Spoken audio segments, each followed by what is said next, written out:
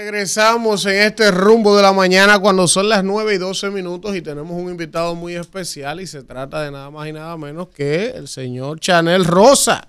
Ustedes lo conocen, fue director del Servicio Nacional de Salud, de SENASA, y un hombre querido, un hombre agradable. Gracias, Chanel, por estar con nosotros y candidato. También, un tuitero.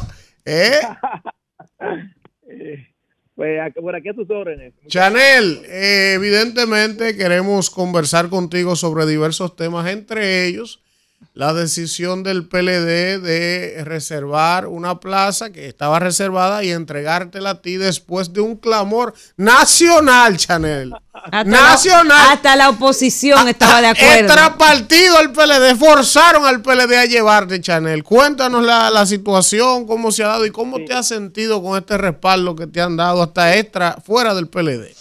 Sí, bueno, primero, como decía, muchas gracias a ustedes. Sí, la verdad que yo creo que satisfacción es el concepto que mejor define la situación. Mi situación es satisfecho con la gente, con el cariño de la gente, con el apoyo que he tenido, como tú bien señalas, Edwin, fuera y dentro del partido, como ustedes señalan. Y yo creo que eso es lo que hace que compromete mucho más a uno.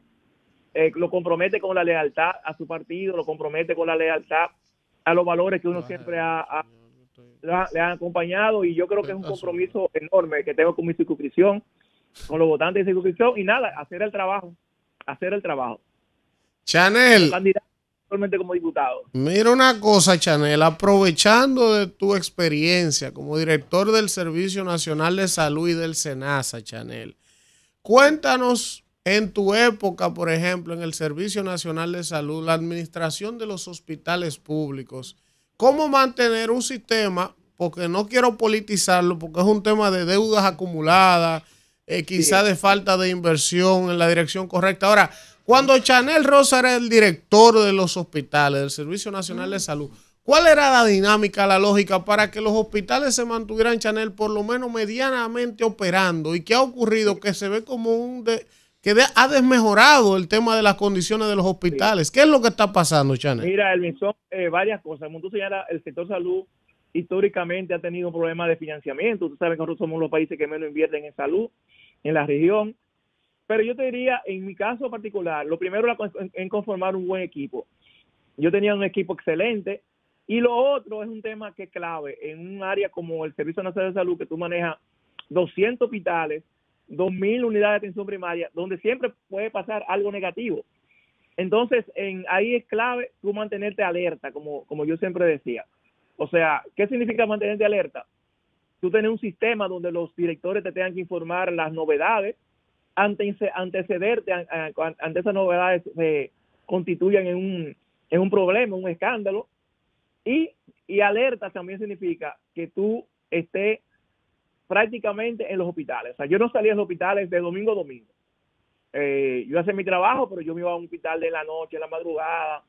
En un día, yo recuerdo, y es una anécdota que yo siempre cuento, que una vez yo venía del Cibao, para que ustedes vean, en una cosa simple, y yo pasé por un hospital, y el hospital tenía el patio lleno estaba bastante sucio. Yo tenía 9 grupos, son 9 regionales. Yo tenía 9 grupos de WhatsApp con todos mis directores de hospitales. Por ello, me comunicaba con ellos todos los días. Y yo dije, señores, en este momento estamos desvinculando a la directora del hospital tal y tal por esta razón. A partir de ahí, todos los hospitales sabían que tenían su patio limpio, por ejemplo. Para citarle un caso concreto. Porque había un régimen, hay que tener también establecer, y ese es un tercer aspecto, un régimen de consecuencias. Que la gente sepa que no hacer el trabajo tiene consecuencias. Por supuesto, como le digo, favorece mucho a uno tú tienes un equipo comprometido, un equipo con experiencia, un equipo que trabaja con pasión, porque la pasión en este tipo de trabajo es clave, es fundamental. Chanel, las autoridades de salud de esta administración han dicho en sus recientes declaraciones que ellos han bajado los indicadores de las muertes neonatales, de la muerte materna y también el dengue en comparación con los gobiernos pasados. Usted que pasó por ahí, por la administración de la cosa pública, ¿qué tiene que decir al respecto de esas cifras que ellos están dando y que dice el presidente que ellos no maquillan cifras porque eso es deshonesto? Sí, mira, hay dos cosas ahí. ustedes recuerdan con la muerte de los niños en el hospital de Los Minas. Ese escándalo que hubo en Los Minas, inicialmente no fue por la muerte de los niños. La denuncia que se hizo en un programa de investigación era que estaban obligando a los médicos a no reportar los datos.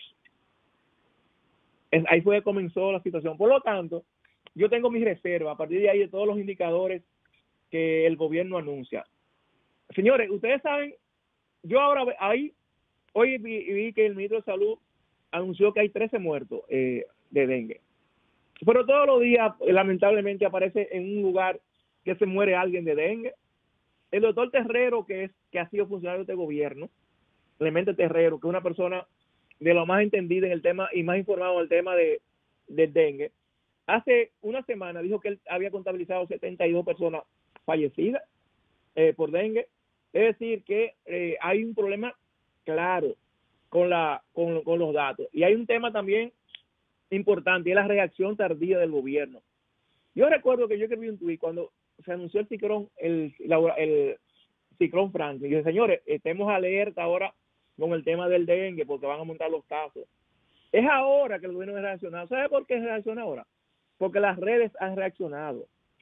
Y como siempre pasa, porque lamentablemente han muerto 2 niños de clase media, un caso lamentabilísimo de hijos de médicos, y eso también ha hecho que las redes sociales también se movilicen, y por eso el gobierno recién este fin de semana, ha iniciado una movilización que desde hace tiempo debió incluir, porque nosotros lo hacíamos, debió incluir las iglesias, debió incluir los partidos políticos, yo recuerdo que a mí me asignaron una zona en el Bajo Yuna para trabajar el tema del dengue. Yo me la asignó el Ministerio de Trabajo, de Salud, siendo yo director del servicio. Y yo andaba con el alcalde del PRM al lado mío, porque en un momento así tú no puedes excluir a nadie. La Junta de Vecinos.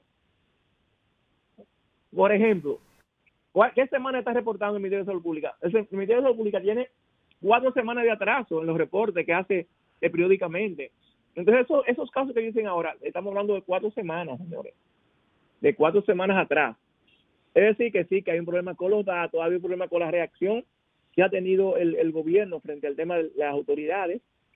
Porque ustedes recuerdan que en la rueda de prensa que el señor presidente ofrece los lunes, en esa primera ocasión, él prácticamente dijo que estaba controlado y que habíamos llegado a una meseta y los casos estaban bajando, y ahora sucede que hay un aumento, que se ha notado un aumento importante de los casos y muertes, lamentable.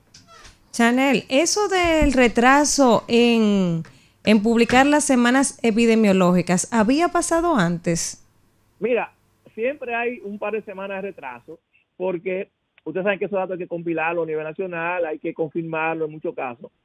Pero yo siempre hago mención de algo que me dijo el doctor Jesús Pérez Iglesias, actual superintendente de salud y dirigente del PRM, que él me dijo una vez, hace algunos años. Me dijo, ¿cuál es su formación epidemiológica? ¿No es que él? Epidemiólogo. Sí, él es una persona también que durante muchos años dirigió ese departamento en el hospital Robert Reed. Él me decía, si hay una epidemia de dengue, como es el caso ahora, si hay una persona que tiene síntomas de dengue, es dengue generalmente. O sea, no hay que esperar la confirmación. Es dengue. La confirmación, señores, dura 3 semanas en lo que llega la respuesta del laboratorio. En 3 semanas hay muchos casos que se pierden. Entonces, hay que tratar todos los niños que lleguen al hospital con síntomas asociados al dengue. Hay que tratarlo con dengue como si fuera dengue, aunque no lo fuera. Porque estamos ante una epidemia ahora mismo. Ante un brote epidémico. O sea, es importante. Yo creo que ustedes vean, porque nosotros hablamos de los hospitales, pero hay que ver las clínicas privadas. Que ayer decía el doctor Mario Lama que la mayoría de las clínicas remiten los pacientes a los hospitales. Eso siempre ha ocurrido, pero no la mayoría. Chanel. Si no, la clínica no estuvieran llenas como están en estos momentos. Chanel, volviendo finalmente al tema de tus aspiraciones, si resultaras electo diputado por la circunscripción 1 de tu partido PLD, ¿cuáles serían esos objetivos desde el punto de vista de iniciativas legislativas que Chanel Rosa trataría de materializar desde el Congreso? Vamos a ver esos ejes. Yo en diferentes oportunidades he dicho que, lógicamente, por mi experiencia, por todo el tiempo que tengo en el sector salud, es entendible que la mayoría de mi propuestas tengan que ver con el sector. Aquí hay un tema con los medicamentos de alto costo, que ustedes saben que ha habido problemas recurrentes en los últimos meses con este tema. Y con el programa de alto costo, que es un programa importante porque cubre medicamentos que no cubre la Seguridad Social, tiene un problema de carácter legal y es que no está instituido por no tiene ninguna base legal, más allá que la voluntad de las autoridades de salud pública. Por lo tanto, está sujeto, su cobertura, su financiamiento, está sujeto a la voluntad o no de las autoridades del lugar. Yo he dicho que una vez sea electo diputado, voy a introducir un proyecto de ley para crear el Fondo Nacional para Enfermedades Catastróficas, que establezca ya legalmente ese programa con una base a través de una ley, que tenga previsto su financiamiento, su cobertura, etcétera. O sea, que no deje nada a la voluntad de la persona. Otro tema también que nosotros consideramos importante es una ley, como ocurre en otros países, de atención al cuidador, como se le llama, o una ley de cuidado. ¿Qué significa eso? Mira, y yo en los barrios lo he comprobado. Nosotros tenemos gente que no está, por ejemplo, en el mercado laboral porque se dedica a cuidar personas que tienen una discapacidad severa o tienen una por la edad están encamados, como se le llama, están en su casa. Sin embargo, aquí no hay una ley que proteja a esa persona que cuida a la persona que está enferma. Es decir, no cuidamos al cuidador. Ese es un proyecto de ley que nosotros también tenemos en carpeta, establecer un sistema nacional de cuidado, que así se le llama en otros países. Y lógicamente, usted sabe que ahora mismo hay un anteproyecto de ley que está apoderado una comisión bicameral que estudia la modificación de la ley 8701 sobre seguridad social. Eso es una ley, ese proceso va a pasar de esta legislatura, por lo tanto, al próximo Congreso le va a corresponder discutir esa modificación y nosotros estamos también prestos con alguna propuesta para mejorar lo que tenemos hoy, sin desbaratarlo, sin comenzar de cero, pero sí mejorar lo que tenemos hoy. Entonces, como le digo, igual, ustedes saben que nosotros tenemos un déficit bastante importante de leyes, anteproyectos, que están en el Congreso y que no se han aprobado y que yo creo que son importantísimas. La ley del agua, hay la ley de reforma al Código Penal, el Código Procesal Civil. O sea, yo creo que es un gran reto para el próximo Congreso que esas leyes que tienen algunas 2 décadas en alguna de las cámaras puedan ser ya aprobadas. Nosotros tenemos un reto importante y es que cada año nosotros nos quejamos del Congreso que elegimos, pero yo creo que esta es la oportunidad de elegir un Congreso, por lo menos de personas que tengan conocimiento de lo que se trata ahí, de los temas que son temas acuciantes y que son temas prioritarios para la población dominicana. Finalmente, tu candidato presidencial, Abel Martínez. Y su diputación. Sí, habló de eso. Sí, así es.